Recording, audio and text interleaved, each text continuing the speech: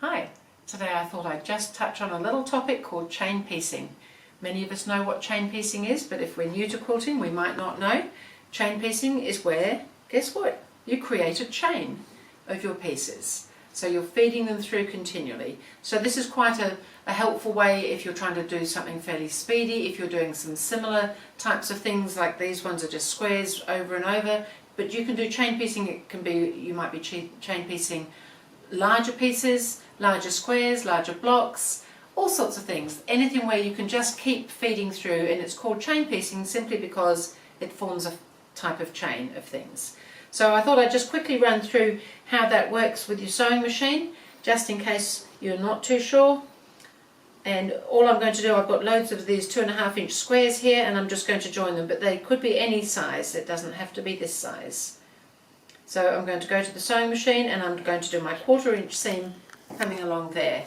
So straight into the machine, we're using a 1/4-inch foot, and we're just going to start sewing. And then when I come almost to the end of that pair, I'm going to grab my next pair, and I might have these all ready because these fabrics are quite sticky today.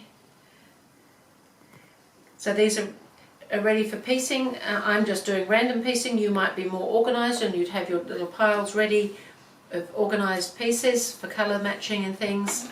So there's going to be a little bit of a gap between your two joins, and you can just feed them through like that. The machine won't cope with a long amount of stitching between without fabric there, but it'll cope with just like 3 or 4 stitches, and you can just make this happy little chain of any shapes that you like that you can do repeat piecing through. And I'm nearly done with a little chain that I can show you. I'm going to do one more.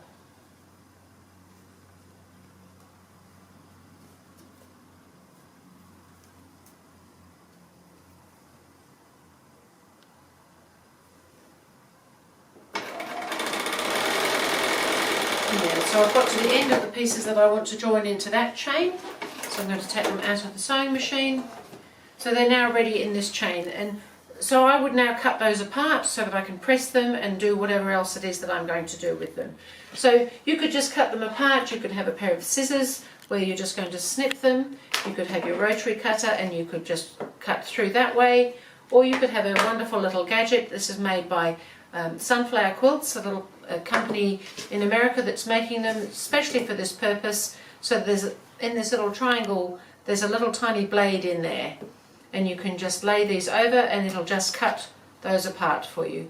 So all we're really trying to do is show you at the moment that you can do chain piecing for quicker piecing methods, so that you can get a whole lot of things done more or less in one sitting without having to stop and start all the time. It helps save on thread because you're not doing all your sort of long and short lengths of thread at the beginning and the end, and then you can just trim them apart. And there's gadgets for everything these days, but this is a great little gadget for this purpose.